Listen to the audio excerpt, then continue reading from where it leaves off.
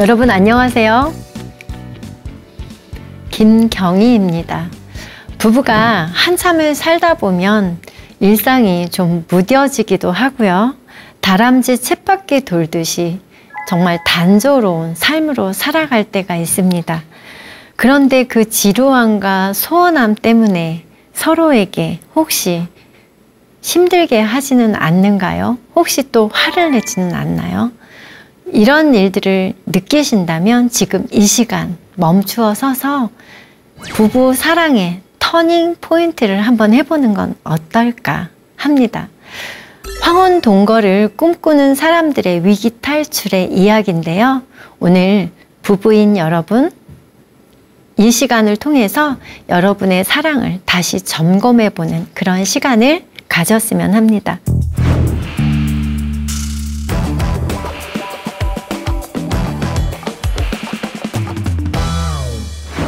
남성과 여성이 정말 뇌의 구조가 다 다를까요? 사실은 모자이크 구조라고 해서 각자 다 다르게 구성되어 있는 것 같지만 하나하나 따져보면 비슷하다고 해요. 그런데 남자는 목표 지향적인 호르몬이 더 많이 발달되고요. 여성 같은 경우에는 관계 지향적인 호르몬의 영향을 받는다고 합니다.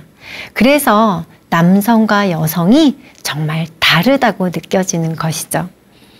남성분들은 해결을 위한 대화를 하고요.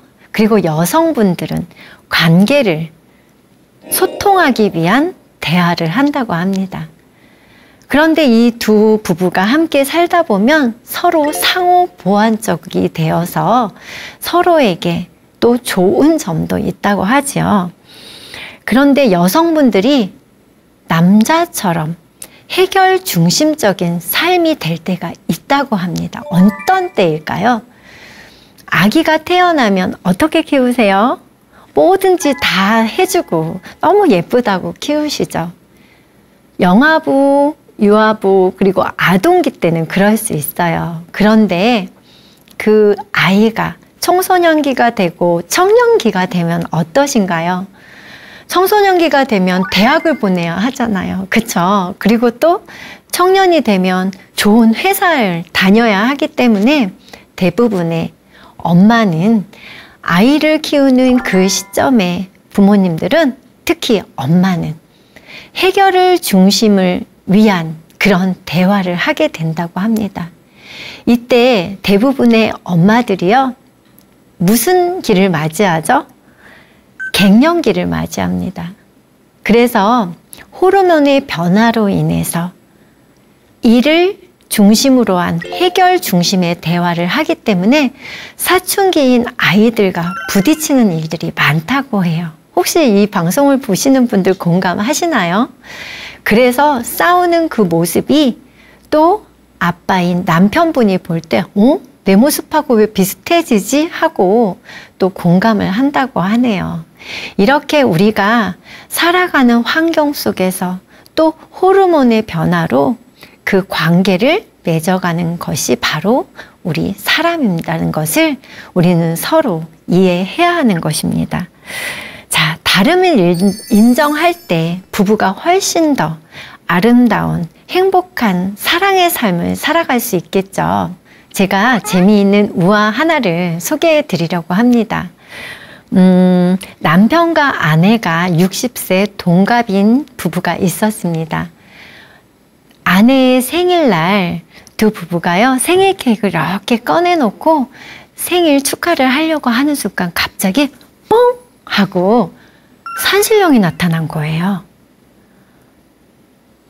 그대들은 살아오는 동안 너무 행복하게 싸우지도 않고 잘 살아서 내가 그대들에게 정말 좋은 선물을 주려고 나타났다.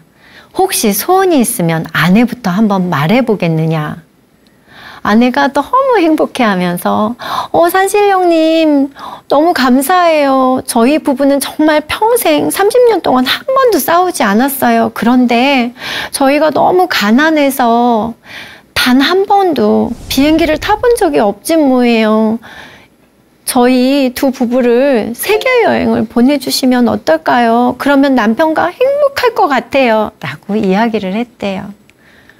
산신령이 자, 그러면 세계 여행을 다녀오거라 하면서요. 세계 여행 티켓을 건네주었대요. 이번에는 남편에게 물었습니다. 남편 소원은 무엇인고? 남편은 느닷없이 생각해 두었다는 듯이 산신령님, 저는요 30살 나이 어린 여자와 함께 살아보고 싶습니다. 이 말을 들은 아내는 너무 어이가 없었고요. 정말 큰 배신감으로 정말 화가 났다고 합니다. 아내를 힐끔 쳐다본 산신령은 그럼 내가 남편의 소원도 들어주마 하더니 뻥 하고 소원을 들어주고 사라졌대요. 자, 어떻게 소원을 들어주었을까요? 혹시 남편 옆에 30살이나 어린 여자가 나타났을까요? 여러분들 한번 상상력을 동원해 보셨으면 합니다. 정말 지혜로운 산신령님은 어떻게 했을까요? 남편을 90살을 만들었대요. 어떠세요? 이렇게 이 우화처럼 남자와 여자는 정말 다릅니다. 다르면서도 행복을 함께 나누는 그런 부부이죠. 이 부부는 나중에 어떻게 되었을 것 같으세요? 아내는 평생 남편을 바가지를 긁으면서 살았을 것이고요. 또 남편은 아내에게 잘못했다고 용서를 구하면서 살지 않았을까요? 그러면서도 측은지심을 가지고 평생 함께 행복하게 살았을 것 같습니다. 오늘 이 우화처럼 우리 남성과 여성분은 정말 달라요. 하지만 부부로서 함께 사는 동거를 하는 사람으로서 행복한 꿈을 살고 있는 것이죠. 그런데 누군가 한 사람이 먼저 이 세상의 황혼 저편으로 떠나간다면 어떨까요? 요즘에 사회적으로 문제되는 노인분들의 고독사, 여러분들 알고 계신가요? 일본에서는 20년 전부터 이 노인분들의 고독사가 사회적인 문제가 될 것이라고 내다봤고요. 우리나라 또한 예외는 아닙니다. 요즘 인터넷 뉴스를 보면 노인의 고독사가 심심치 않게 올라오고 있고요. 또 이 노인의 고독사는 베이비 부머 세대인 1958년부터 63년대생들이 2030년도가 되면 노인의 고독사는 더 크게 부각되어질 것이라는 전망이 잇따르고 있습니다. 두말할 것도 없이 사실 이 고독사를 하지 않으려면 어떻게 해야 될까요? 여러분들 스스로가 사람들과의 관계를 맺으려고 노력해야 하겠죠. 친구도 많이 만드셔야 되고요. 사람들을 많이 만나려고 노력을 해야 돼요. 지방에 한 80대 여성 시니어분이 돌아가시는 그런 일이 있었습니다. 그리고 돌아가신 지 3일 만에 발견되었습니다. 그 발견을 한 사람도요, 가족이 아니고 자녀가 아닌 봉사자였어요. 매일 이 어르신에게 음식을 가져다 주는 식사 봉사를 하시는 분이었는데요. 음식을 가져가서 배를 눌렀는데 아무 인기척이 없어서 뭔가 이상한 생각이 들어서 행정복지센터에 가서 이야기를 하셨대요. 행정복지센터에서는 수소문해서 아들을 그 주변에 사는 아드님과 연락이 되었고요. 그 아드님과 함께 집에 찾아가서 문을 따고 들어가 보니요.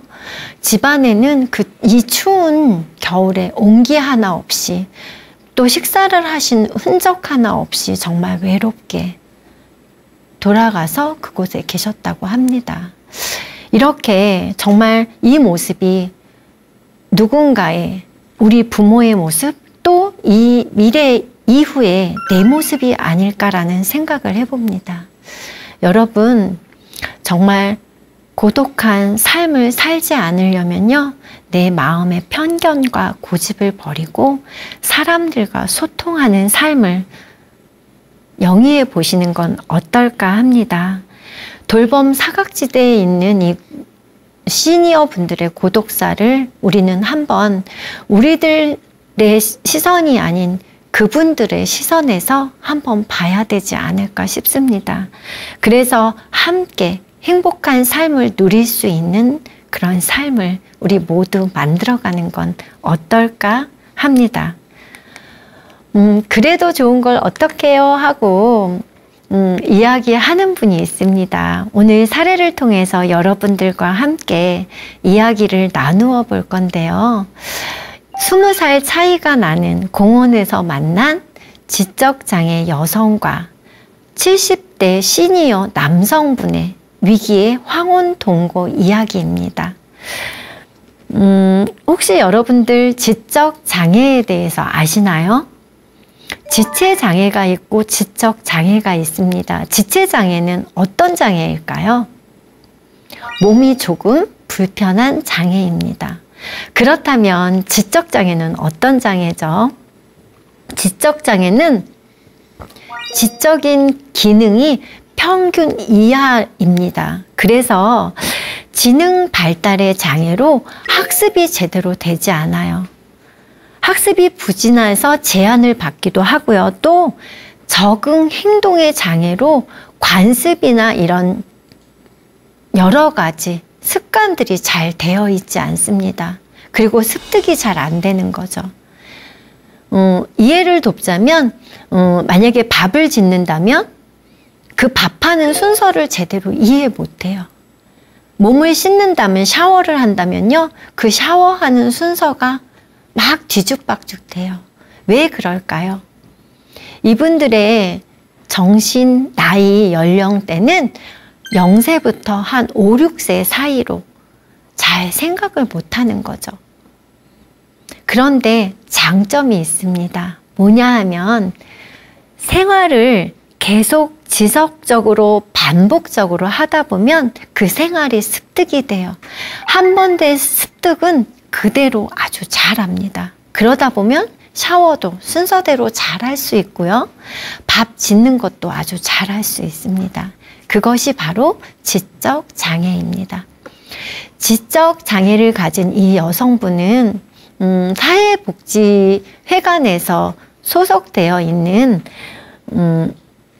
일하는 곳을 다녔고요. 그곳에서 일을 하면서 그곳에 일하는 곳의 반장 역할을 맡은 남성분과 사귐을 가졌다고 이야기하십니다.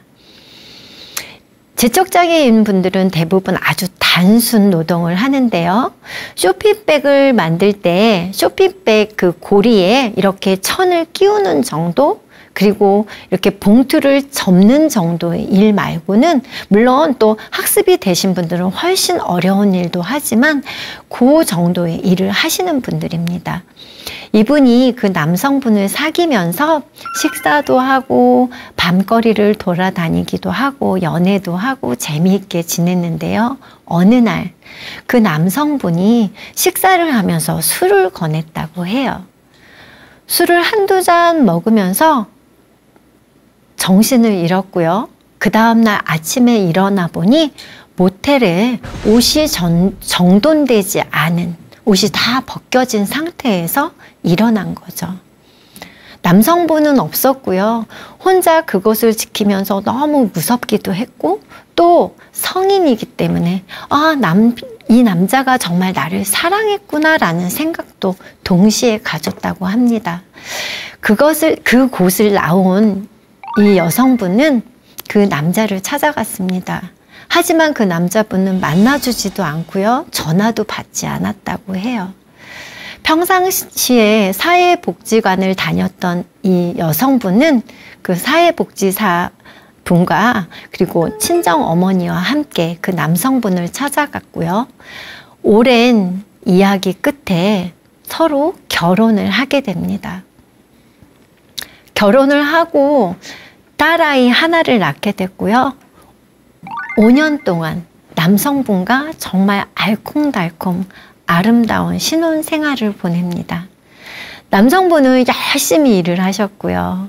아내를 위해서, 내 딸을 위해서 최선을 다해서 살았다고 해요. 아무래도 비장애인보다는 훨씬 더 생활하는데 조금 어려움은 있었을 것이라고 생각됩니다. 하지만 이 살해자인 여성도 정말 내 딸과 남편을 위해서 최선을 다해서 식사도 준비하고 청소도 하고 가정생활을 하기 위해서 최선을 다했다고 이야기하십니다. 그렇게 5년 동안을 열심히 살았을까요?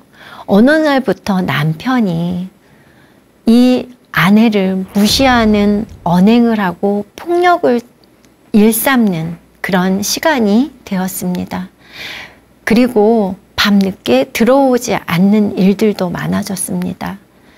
지적 장애를 가진 사람들은요, 대부분 몸은 그대로 성장을 잘 하는데요, 정신적인 것들이 성장이 안 되기 때문에 사실은 여러 가지 불안이나 우울로 인해서 정신과 치료를 받고 있어요. 그래서 그곳에 약을 많이 복용합니다. 이 살해자분도 정신과 약을 복용하고 있었어요. 그런데 그래도 5년 동안은 그 사랑하는 남편과 아이 때문에 약도 많이 복용하지 않고 잘 살았는데요. 남편의 그 변한 모습에 의한 스트레스로 인해서 공황장애도 생기고 우울증도 더 심해지게 된 거죠.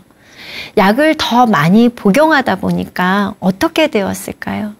삶이 더 적응하기 힘든 삶으로, 약에 의존하니까 잠도 더 많이 자고 무기력한 삶으로 변화된 것이죠. 그러던 어느 날입니다.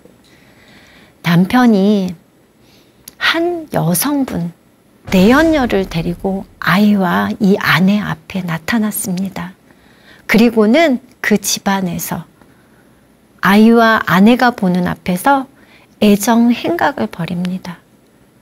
이 아내와 아이는 어땠을까요? 너무나 충격적인 이 사건 이후로 아내는 더 극심한 정신질환을 앓게 됐고요. 또 아이 또한 그 친부로부터 똑같이, 아내와 똑같이 당했던 폭언과 폭행으로 인해서 정서불안 그리고 불안장애에 대한 약을 함께 먹게 됩니다. 이 일을 겪은 후 정말 이혼을 하고 싶지 않았던 살해자는요, 남편과 이혼을 하게 됐고요. 조그마한 전세방 하나를 위자료로 받고 딸과 함께 정말 최선을 다해서 살았습니다. 그런데 참 이상하지요. 그 아픈 두 모녀에게 아주 큰 위기가 닥쳤습니다. 분명히 딸 아이도 불안 장애와 그리고 분노 조절 장애를 갖고 있었어요. 학교에서도 가끔 전화가 와서 아이들을 때린다, 부모님을 오시라고, 그래서 학교에 간 일도 아주 잦았습니다. 그런 어느 날 아주 사소한 것으로 이 살해자분과 딸이 다툼이 시작된 거예요. 그런데 이 분노를 조절하지 못하는 딸이 이 살해자 엄마에게 부엌칼을 이 목에다 들이댔습니다. 너무나 충격을 받은 이 여성분은 정말 기절을 할 만큼, 정신이 혼미해질 만큼 너무나 충격적인 사건이었습니다. 그런데 이 사건이 한 번에 그치지 않았고요. 2번, 3번 반복되었습니다. 어느 날 또 딸이 다툼이 시작되었고요. 그 딸이 또 칼을 목에다 갖다 댔습니다.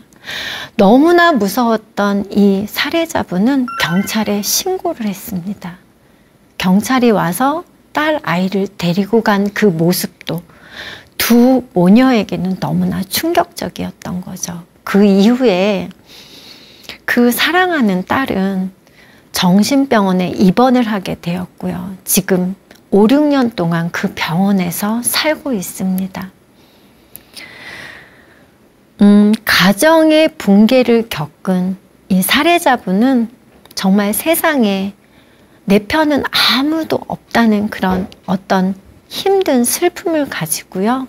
이 세상을 살아가고 있습니다. 그러면서 할 일도 할 생각도 없이 그냥 매일매일 똑같은 일상을 살아갑니다. 이분이 가장 그래도 마음의 위안을 받는 것은요. 공원을 산책하는 일이에요. 공원을 걸으면서 사람들을 구경을 하고 그리고 풀과 나무가 자라는 것을 보면 그래도 조금은 마음이 편안해진다고 그렇게 표현하십니다. 그렇게 공원을 다니다 보니까 공원 안에 보면 시니어 남성 여성분들이 삼삼오오 앉아서 장기도 드시기도 하고 또 이렇게 먹을거리를 갖다 놓고 술을 드시기도 하는 그곳에 함께 하게 되었습니다. 그러면서 자연스럽게 그 시니어 분들과 함께 옷을 사러 서울까지 지하철을 타고 왔다 갔다 하기도 하고요. 또 식사를 하기도 하고 또 술도 마시기도 하는 그런 생활을 오랫동안 지속하고 있었습니다. 그런 어느 날이에요. 70대 시니어 분께서 남성분께서 이 사례자분에게 50대 사례자분에게 다가옵니다. 그리고 너무 잘해주신 거죠. 맛있는 음식을 만들어 주기도 하시고요. 또 만들어서 갖다 주기도 하시고요. 너무 예쁘다고 하시고 또 어떻게 하셨을까요? 막 커플링도 만들어서 끼워주시기도 하고 예쁜 옷도 사주시고 늘 어떤 사랑에 굶주렸던 사례자는 이 70대 시니어 남성분에게 사랑을 느꼈습니다. 그리고 5개월 동안 열애를 했어요. 그러면서 이렇게 말합니다. 저는요, 정말 요생남과 함께 살아보는 게 꿈이었거든요. 그런데 이분이 바로 요생남이었더라고요. 그 환하게 미소 지으면서 말씀하신 사례자는 정말 그분을 사랑하는 그런 사람이 되어 있었습니다. 5개월 동안 공원 산책 다니고 이곳저곳 다니면서 데이트를 한 두 분은 드디어 동거를 시작합니다. 사례자의 집은 남편과 이혼할 때, 전 남편과 이혼할 때 전세로 그냥 받은 것이라고 했잖아요.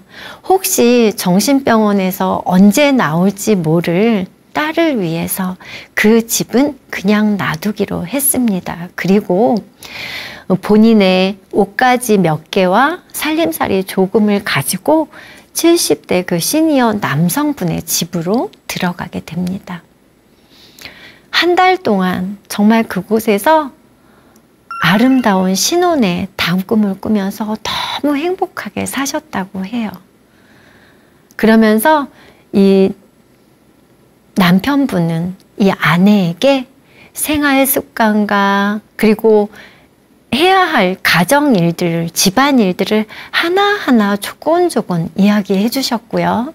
연애 때부터 계속적으로 이 사례자에게는 버릇이 있었어요. 했던 말을 또 하고 했던 말을 또 하고 그래서 상대방이 듣지 않으면 막 화를 내는 버릇이 있었어요. 그런데 그런 버릇도 조곤조곤 사랑하면서 알려주니 많이 고쳐졌다고 합니다. 그리고 정말 내가 좋아하는 남성분, 내가 좋아하는 여성분과 함께 살아가니 두 분 다 너무 행복하셨다고 해요.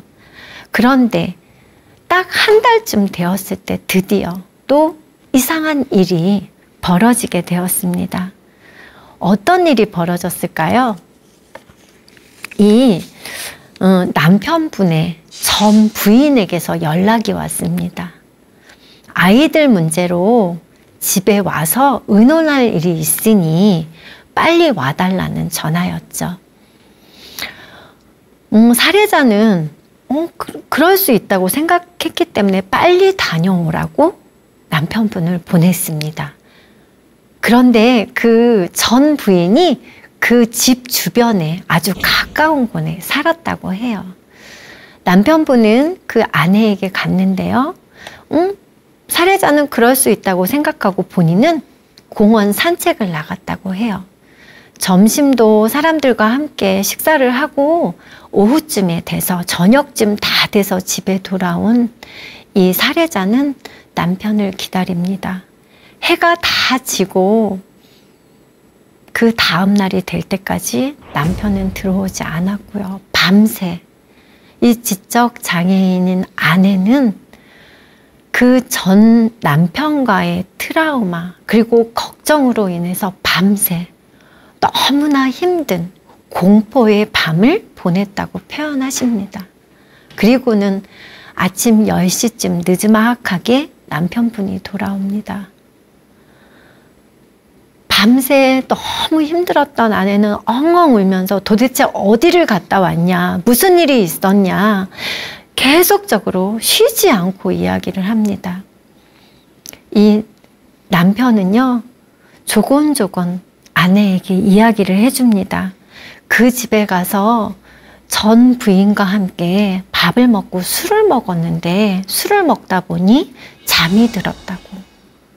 그런데 여러분들 한번 생각해 보세요. 입장을 바꿔서 지금 함께 사는 내 남편이, 내 아내가 혹시 전에 살던 남편 아내가 있는데 그 집에 가서 식사를 함께 하고 술을 마시고 밤을 지새우고 돌아왔다면 여러분들은 어떠실까요?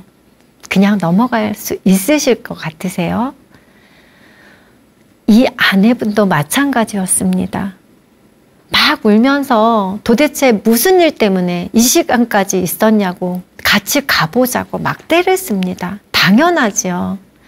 그런데 이 남편분은 지금 이 분들이 사신 지 1년이 되었는데요. 11개월 동안 묵묵부답이십니다. 이 아내는 다른 게 아니고 혹시 먼저 그 전 부인과 성관계를 가졌는지에 대한 불안감으로 지금도 되게 많이 초조하고 힘들어합니다. 여러분들이라면 혹시 그러지 않을까요? 그래서 그 한 달이 지난 그 신혼의 단꿈을 지낸 이후로 이 두 부부는 매일매일 싸웁니다. 매일매일 싸우면 어떻게 될까요? 서로 정말 가슴에 상처내는 이야기들로 가득합니다. 아내는 남편에게 정말 늙은이가 왜 내 말을 안 듣냐고, 응? 나가서 죽으라고 이렇게 말하기도 하고요. 또 이 남편분은 아내에게 바보 같은 게 나가라고, 가서 돌아오지 말라고 그러면서 욕까지 하신다고 합니다. 이런 생활이 10개월 넘게 진행되면서 부부의 삶이 지속될 수 있을까요? 아내분은 이야기를 합니다. 아내분은 외출을 좋아하고 밖에 나가서 사람들과 지내는 것을 아주 행복해하는 사람이고요. 또 남편분은 집에서 매일 리모컨으로 드라마 다시 보기, 영화 보기만 한대요. 그래서 나가자고 하면 이 병신 같은 게, 이 바보 같은 게 왜 꺼지지 않고 내 옆에 있냐고, 가버리라고 이렇게 이야기를 하신다고 합니다. 그러면서 그런데도요, 저는 그 남편분이 좋아요 라고 이야기를 하는 지적장애 여성분, 이 아내분, 여러분들 어떻게 했으면 좋을까요? 그러면서 남편분을 생각하는 그 모습으로 이렇게 이야기를 하십니다. 내가 정말 요생남이랑 함께 살고 싶었다고 했잖아요. 정말 멋진 요생남이에요. 그리고 나는 그 70대 그분이 너무 좋아요. 나의 큰오빠를 닮았어요. 그래서 그분이 너무 좋고요. 그리고 사실은 그분이요, 겨울이 되어서 몸이 약해서 그렇게 신경질을 내는 거지 내가 싫어서 그런 것은 아니라고 이야기를 합니다. 그리고 또한 그분이 보청기를 끼고 있으시대요. 그런데 그 보청기가 너무 오래돼서 그것을 새로운 것으로 병원 가서 갈아주고 싶다고. 그래서 장애인 생활지원금을 지금 모으고 있다고 이런 이야기를 하셨습니다. 여러분, 외로운 두 사람이 만나서 대화와 소통을 통해서 아름다운 가정을 이루는 것, 그리고 새로운 사랑을 만들어가는 것은 누구도 지지해 주어야 하는 삶입니다. 그런 동거입니다. 하지만 이 두 분에게는 분명히 문제가 있죠. 어떤 문제일까요? 여러분들이 한번 솔루션을 제시해 주셨으면 합니다. 자, 어디서부터 문제가 발생되었을까요? 결혼하고 한 달 남짓된 그 시점, 동네 그 주변에 전 부인이 살고 계셨고, 그 전 부인을 만나러 갔던 날 식사를 하고 술을 마시고 외박을 한 그 시점에 문제가 발생되었죠. 그리고 그 동거남은 아무리 무엇이든 다 말하라고 하는, 다 들을 준비가 되어 있는 그 아내분의 말에 지금도 묵묵부답하고 있습니다. 여러분들 어떻게 생각하세요? 그렇다면 이 시점에서 동거남은 무엇을 해야 할까요? 저는 이렇게 말씀드리고 싶습니다. 우선 현재 그 남편분은 그 본인이 이 아내분과 동거하는 이유가 무엇인지를 한번 생각해 보셨으면 좋겠습니다. 정말 내가 사랑하고 있는지, 내가 사랑하는 이유가 무엇인지 먼저 자신을 돌아보는 시간을 가졌으면 좋겠어요. 그래서 정말 아내가 무엇을 원하는 건지, 내가 무엇을 말해야 하는 건지를 한번 파악해 보시고요. 정말 잘못했다고, 미안하다고 먼저 얘기하셔야 할 것 같습니다. 그리고 그 외박한 날 무슨 일이 있었던지 간에 솔직하게 그 아내분에게 이야기를 해야 하고요. 또 사과할 일이 있으면 사과를 해야 하는 것이죠. 그래야지 관계가 지금에라도 다시 회복되지 않을까 싶습니다. 또 이번에는 살해자인 여성분이 그럼 해야 할 일은 무엇일까요? 살해자인 여성분은 우선 본인의 몸과 마음을 잘 돌보셨으면 합니다. 다른 사람을 사랑하는 것 너무 좋죠. 그렇지만 본인의 몸과 마음이 건강할 때 다른 사람도 사랑할 수 있는 온전한 힘이 있는 거예요. 그래서 병원도 잘 다니시고요. 그래서 치료도 잘 받으시면서 정말 본인이 건강해지셨으면 좋겠고요. 그리고 아내분은 사과받을 권리가 있습니다. 남편분과 충분한 대화를 통해서, 혹시 두 분이 대화가 안 된다면요, 상담 선생님이나 사회복지사 선생님과 함께 찾아가서 이 사건에 대해서 이야기를 하고요. 서로 대화를 통해서 어떤 문제점을 찾아서 서로 마음에 소원했던 것들을 하나하나 풀어가면 어떨까 하는 생각을 해봅니다. 부부는 서로 심려적으로, 정서적으로, 그리고 생리적으로 서로 사랑할 수 있는 사이가 되어야 해요. 지금 거의 1년이 다 돼가는 이 시점에서 그냥 산다는 것은 서로에게, 서로의 사랑을 나눌 때 좋지 않다고 봅니다. 근원적인 문제부터 해결을 해야 하는 것이죠. 자, 마지막으로 사랑을 꿈꾸는 지적장애 여성과 70세 시니어 남성분의 황혼 동거의 위기 탈출 솔루션, 여러분들은 어떻게 제시해 주시겠어요? 자, 저는 이렇게 말하고 싶습니다. 우선 문제가 있는 것을 두 분 다 직시하셔야 합니다. 분명히 남편도 아내에게도 서로에게 문제가 있죠. 이 문제가 무엇인지를 서로 이야기를 해서 정말 두 분에게 더 좋은 방향의 삶을 살아가려면요, 부부는 사랑과 믿음과 신뢰가 탄탄해야 그 삶이 영이 되죠. 그래서 대화를 통해서 서로의 마음을 알아가는 그 문제를 직시하는 것부터 시작하셨으면 좋겠고요. 두 번째는 도움을 받을 수 있을 때 얼른 사람들에게 도움을 청해야 돼요. 이것은 사례자인 아내분이 지금 너무 잘하셨다고 봐요. 내가 문제가 있는데, 우리 부부가 문제가 있는데도 아닌 척하고 사는 것이 아니고요. 우리 문제가 있어요. 좀 도와주세요 라고 말하신 거잖아요. 너무 잘하셨습니다.